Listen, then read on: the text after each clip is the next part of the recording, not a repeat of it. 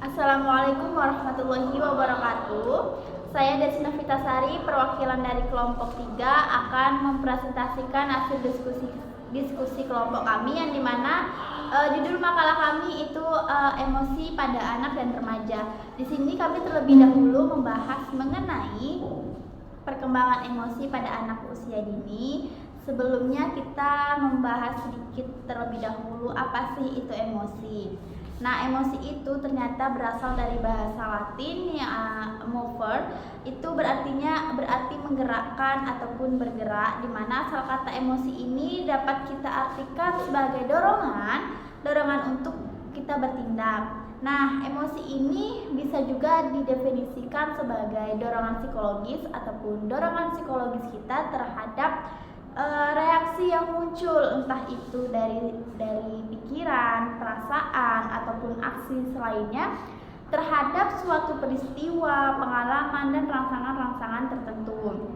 Nah, pastinya emosi di sini itu selalu melibatkan perasaan, bahkan perubahan yang ada di dalam tubuh kita, dan juga kecenderungan kita berpikir itu untuk bertindak melakukan sesuatu dengan cara-cara yang tertentu.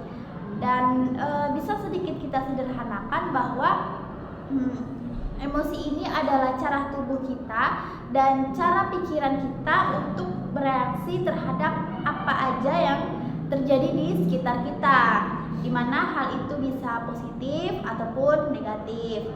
Nah, ternyata di sini di dalam makalah kami juga ada beberapa teori. Yang pertama itu ada teori sentral. Teori sentral ini lebih kepada gejala kejasmanian yang dimana merupakan akibat dari emosi itu yang dialami oleh individu.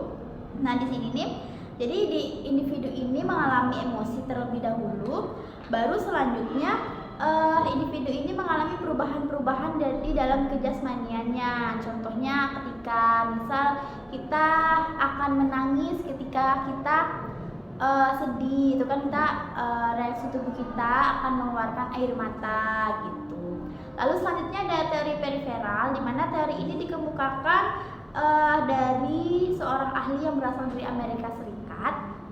Nah, teori ini justru malah sebaliknya dari teori sentral tadi, di mana teori-teori gejala-gejala kejasmanian itu bukanlah akibat dari emosi yang dialami oleh individu ini. Nah, tapi emosi ini justru dialami individu itu akibat dari gejala-gejala kejasmanian. Lalu teori yang terakhir itu ada teori kepribadian. Di dalam teori ini emosi itu merupakan suatu aktivitas pribadi kita yang dimana pribadi ini tidak dapat dipindah-pindahkan dalam jasmani dan psikis sebagai dua substansi yang Nah, ada selanjutnya teori yang ketiga itu adalah teori kepribadian, di mana teori ini itu merupakan suatu aktivitas pribadi kita yang dimana pribadi ini tadi tidak dapat dipisah-pisahkan di dalam jasmani dan psikis kita, karena kedua itu adalah dua substansi yang tidak terpisah sama sekali. Jadi emosi itu meliputi perubahan-perubahan yang ada di dalam kejasmanian kita. Nah, kalau tadi sudah membahas tentang emosi, ternyata di anak usia dini itu ada beberapa faktor yang mempengaruhi emosi.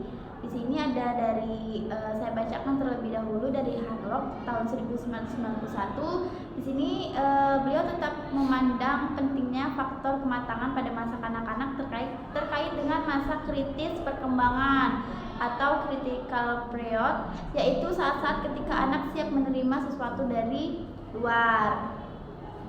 Nah, di sini faktor-faktor yang mempengaruhi, yang pertama itu ternyata anak itu belajar dari meniru, seperti kayak mempengaruhi aspek rangsangan, dan anak itu akan bereaksi setelah meniru orang-orang yang ada di sekitarnya dengan cara pastinya mereka akan mengamati hal-hal yang membangkitkan suatu emosi itu, sehingga anak ini tadi akan bereaksi pada emosi dan metode-metode ekspresi yang sama dengan orang-orang yang akan diamati. Contohnya kayak misal anak ini suka ribut, mungkin ketika dia suka ribut dia akan marah karena ditegur oleh guru. Nah, jika anak ini populer di kalangan teman sebayanya, maka mereka juga akan ikut marah kepada guru yang memarahi dia.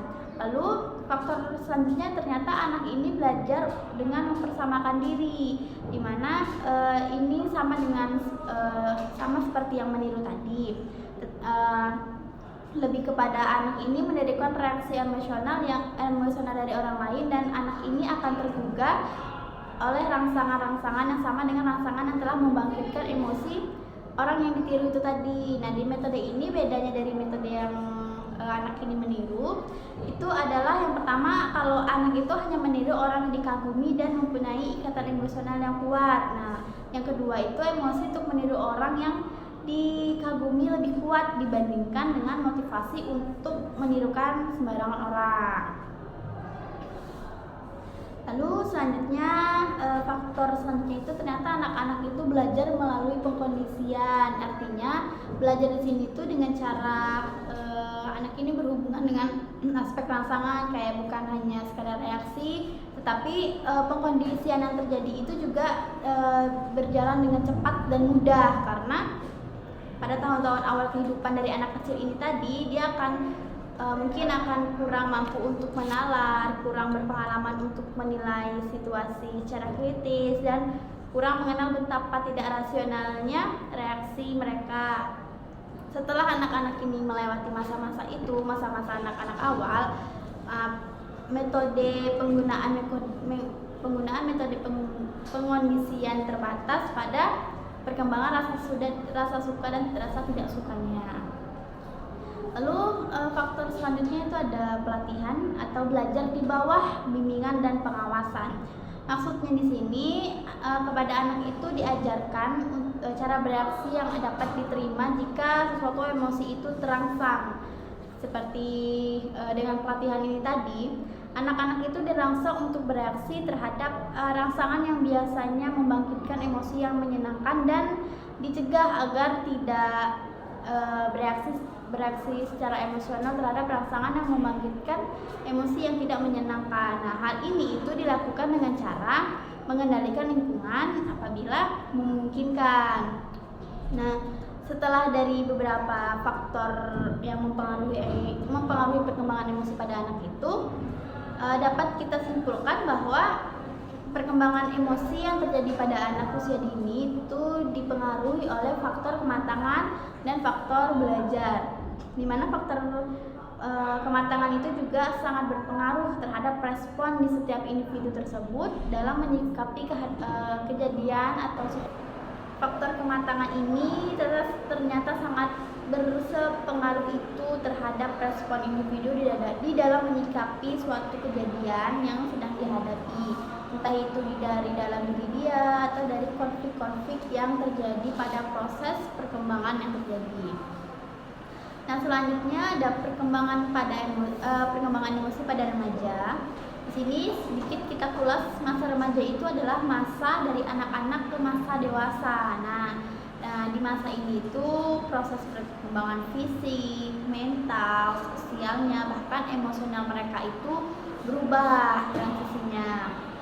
Nah, di sini ada beberapa jenis-jenis emosi dan ciri-ciri kematangan emosi yang terjadi pada remaja itu sendiri. Yang pertama ada emosi marah. Dan di sini emosi marah pada remaja itu lebih mudah timbul dibandingkan dengan emosi-emosi yang lainnya. Kenapa? Karena pada masa remaja ini mereka adalah masa-masa yang sedang mencari jati diri. Jadi mereka direndahkan, dipermalukan, dihina, atau bahkan dipojokkan di hadapan teman-temannya. Mereka tidak akan segan-segan untuk marah, karena kadang-kadang juga remaja itu melakukan tindak-tindakan kekerasan di dalam melampiaskan emosi marah mereka, meskipun mereka berusaha menekan keinginan untuk bertingkah laku seperti itu.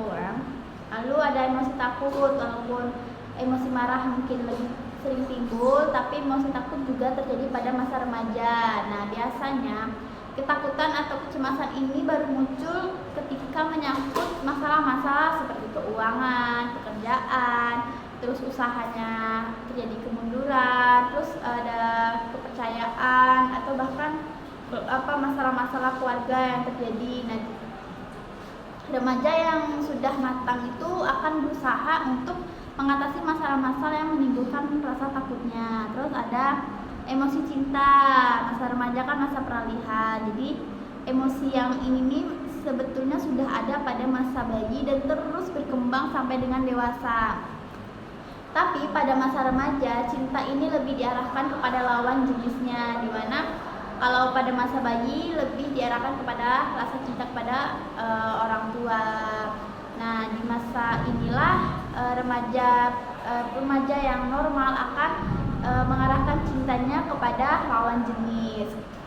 Lalu ada emosi gembira. Di sini umumnya itu di setiap individu dapat mengingat kembali pengalaman-pengalaman apa saja yang menyenangkan yang sudah dia lewati sampai dengan sekarang ini. Nah, kalau biasanya jika dihitung itu hal-hal yang menyenangkan itu terjadi ketika dia mempunyai cerita yang panjang, lengkap, lalu tentang apa sih yang terjadi dalam perkembangan masa remaja dia. Nah, rasa gembira ini juga biasanya itu dialami apabila segala macam sesuatu itu berjalan dengan baik. Nah, para remaja itu akan merasa gembira jika dia diterima, misalnya kayak diterima sebagai seorang sahabat, contoh kecilnya, atau sedang jatuh cinta. Selain emosi cinta, dia juga merasa gembira seperti itu, atau dia bisa disambut dengan baik oleh kelompok-kelompoknya. Ternyata di masa remaja juga ada faktor-faktor yang mempengaruhi perkembangan emosinya. Yang pertama ada perubahan jasmani dan fisik, pastinya tuh. Di sini pertumbuhan pada masa remaja itu berlangsung dengan cepat dan menyebabkan tubuhnya itu menjadi tidak seimbang. Nah, disinilah kondisi psikis remaja itu terjadi ketidakseimbangan yang bisa mempengaruhi emosi dari remaja ini. Nah, dimana di setiap remaja itu kan pasti ada yang bisa menerima, ada yang tidak bisa menerima dari perubahan-perubahan yang dia alami. Nah, disinilah tidak semuanya itu merasa diuntungkan pada perubahan-perubahan yang terjadi. Nah, selanjutnya ada perubahan dalam hubungan orang tua, di mana orang tua yang mendidik anaknya sedang beranjak dewasa itu biasanya ditanggapi dengan cara yang baik, misal kayak dengan cara yang otoriter, penerapan disiplinnya tidak terlalu kaku atau tidak terlalu mengekang kita, dan tidak menimbulkan ketegangan antara hubungan orang tua dan anak ini tadi. Lalu ada perubahan dalam hubungan dengan teman-teman. Nah, di masa remaja ini kan pastinya mereka itu suka membentuk geng atau kalau zaman sekarang itu circle yang tujuannya untuk memenuhi minat yang sama dengan mereka, yang sefrekuensi seperti itu. Selanjutnya ada perubahan dalam hubungannya dengan sekolah atau tempat belajar. Nah, di masa remaja ini kan mereka itu mulai menyadari betapa pentingnya pendidikan untuk kehidupan di masa mendatang. Nah, disinilah sedikit banyaknya itu dapat menyebabkan kecemasan-kecemasan tersendiri bagi setiap individu, entah itu lebih lanjut berkaitan dengan apa yang akan mereka lakukan setelah lulus kah, planning ke depannya seperti apa. Lalu ada pentingnya kecemasan emosional pada masa anak dan remaja. Jika tadi kita sudah membahas satu persatu emosi pada anak, emosi pada remaja. Di sini apa aja sih pentingnya kecerdasan emosional pada masa anak dan remaja? Yang pertama pastinya jika kecerdasan emosional pada remaja itu berjalan dengan baik, itu akan mendukung kesehatan mental bagi setiap individu. Yang dimana setiap individu itu pasti bisa mengelola rasa stres dia, lalu bisa mengatasi kecemasan-kecemasan yang terjadi pada diri dia sendiri, dan dia pastinya bisa menghadapi tantangan dari kehidupan yang dia lewati itu dengan baik. Lalu dia bisa mengembangkan hubungan sosial yang sedang dia alami itu dengan sehat, kayak dia bisa beradaptasi dengan lingkungan sekitar gitu. Nah, selanjutnya pastinya individu ini bisa meningkatkan performa akademiknya, dan yang terakhir dia siap untuk menghadapi tantangan-tantangan apa aja yang bakal dia hadapi ke depannya. Seperti itu. Mungkin hanya itu yang bisa saya sampaikan, kurang lebihnya mohon maaf. Saya akhiri. Wassalamualaikum warahmatullahi wabarakatuh.